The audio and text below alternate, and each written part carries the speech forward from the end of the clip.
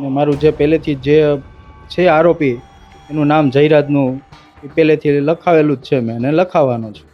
પણ જો અત્યાર ન્યાય નહીં મળે તો અમારા આગેવાનો થકી અને અમારા સમાજ વતી મોટું આંદોલન કરશું.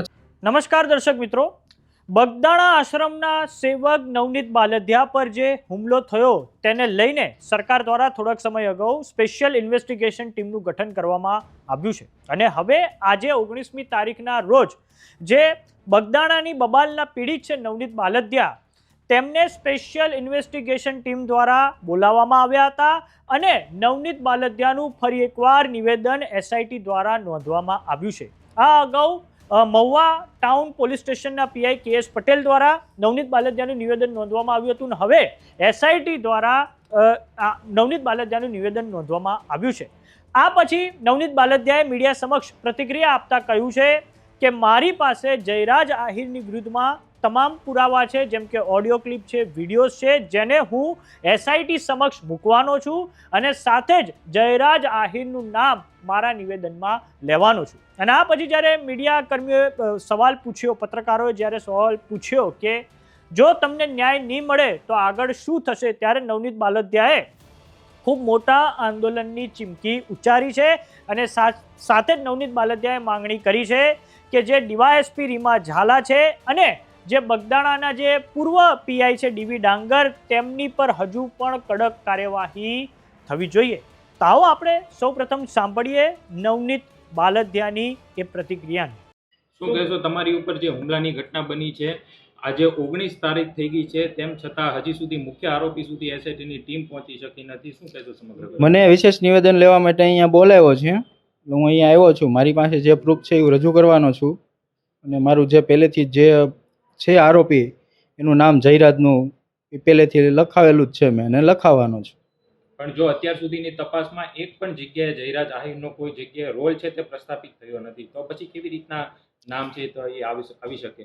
મારી પાસે પ્રૂફ છે ને એમના. પ્રૂફ શું હોઈ શકે તમારી પાસે? એ છે વિડીયો હોય છે, ઓડિયો છે, બીજા જીવતા માણસો છે. અચ્છા, અને તમને જેથી માર માર્યો હતો તેથી વિડીયો કોલ પણ થયો હતો, એ વિડીયો કોલની અંદર તમારો સ્પષ્ટ એવો આક્ષેપ હતો કે કોઈ વ્યક્તિ છે તેમની સાથે? હા, એ તો જયરાજ ને એ તો ટેકનિકલ છે, એ તો ગોત છે. અત્યાર સુધીની તપાસમાં તમારો એક પણ ફેરી પોલીસે સંપર્ક કર્યો છે ખરી? નહીં. આજે કેટલામો દિવસ છે તમારો એસઆઈટીએ સંપર્ક કર્યો બગદાણા પોલીસ? 21 દિવસ થયા છે. અચ્છા, જો તમારા સમાજના જે આગેવાનો છે, ધારાસભ્ય છે, તે આ બાબતે મુખ્યમંત્રીને પણ મળ્યા હતા, શું પોલીસ દ્વારા જે તપાસ કરાવવામાં આવી રહી છે, તપાસ કરી રહી છે, તે યોગ્ય છે કે નહીં? હા, એસઆઈટી જે નવા 3 કોઈ આરોપીઓ પકડાણા છે, મુખ્ય જે મારવામાં હતા ને જ્યાં ખોટા રજૂ કર્યા હતા, એની જગ્યાએ જે આરોપીઓ હતા એને એટેક કર્યા છે એ વાત છે. પણ જો હુમલાની ઘટના બની છે તો પોલીસે અત્યાર સુધીની તપાસમાં એક પણ ફેરી પોલીસે એવું નથી કીધું કે જયરાજ આહિરનો કોઈ પણ જગ્યાએ રોલ હોય? હવે એસઆઈટી મૌન છે, હવે એનું કહી શકે કે ન કહી શકે એ મારો વિષય નથી. બરોબર, એ લોકો જાહેર જે પોલીસના પીઆઈ છે, મહિલા પીઆઈ, તેમની ઉપર પણ આક્ષેપ થઈ રહ્યા છે અને પછી તપાસ છે તે મહુવા ટાઉનના પીઆઈને પણ આપી હતી, તો પોલીસની ક્યાંક ને ક્યાંક જે ભૂમિકા છે તે શંકાના દાયરામાં હોય તેવું કહી શકાય? એ તો પહેલા તપાસ કરવા વાળા હતા, એ તો છે જ ને. અત્યારે આ લોકો ન્યાય નહીં મળે તો અમારા આગેવાનો થકી અને અમારા સમાજ વતી મોટું આંદોલન કરશું. અચ્છા નવનીતભાઈ, તમે કહ્યું હતું કે જે તત્કાલીન પીઆઈ ડીવી ડાંગર હતા, ડીવાયએસપી રીમાબા ઝાલા હતા, તેની પણ શંકાસ્પદ ભૂમિકા છે, તો તેની સામે શું પગલાં લેવા જોઈએ? એને તો ડિસમિસ કરવા જોઈએ. એ મારી માંગણી છે. બીજી કોઈ માંગણી છે તમારી? ના, પછી આવીને ઇન્ટરવ્યુ આપું.